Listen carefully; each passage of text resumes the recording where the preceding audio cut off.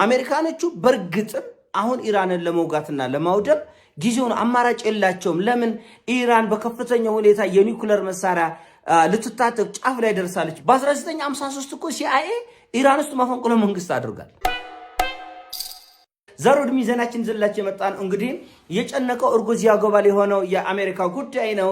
ሲአይኤ ዓለምን ሰቅዞ የያዘ እጅግ በጣም ትልቅና ግዙፍ ተቋም ነው። እውነቱን ለመነጋገር አሜሪካኖቹ አማራጭ ካላጡ በቀር የጥይት መተኮስ ቃታውን መሳብ አይፈልጉም። የመጨረሻ ሲሆን ብቻ ነው አሜሪካኖቹ መሳሪያ የሚጠቀሙት። ከሞላ ጎደል ዓለምን በደህንነትና በስለላ መዋቅራቸው ሰቅዘው እንዳይንቀሳቀስ አድርገው ይዘውታል።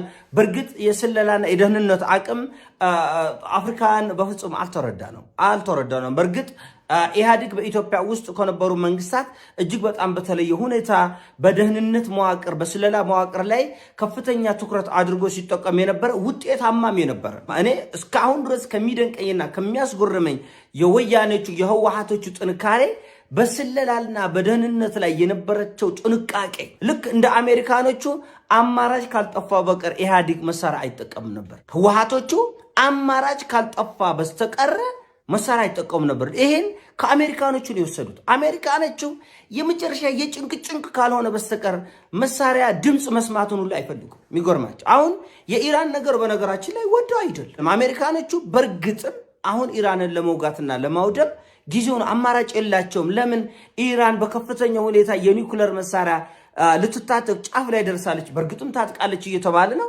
ሆኖ ኢራን ኒውክሌር መሳሪያ ከታጠቀች በኋላ እንዴት አድርገው ነው ጥይት ወደ ኢራን የሚተኩሱት? አይችሉም። ስለዚህ ጊዜው እየረፈደ መሆኑን ስላወቁና ከኢራን ጋር ለመቅጠም ያሰቡት አማራጭ ስለሌላቸው ምንም አማራጭ የላቸውም። አሁኑኑ ማስቆም ካልተቻለ እንዴት እንሆናለን?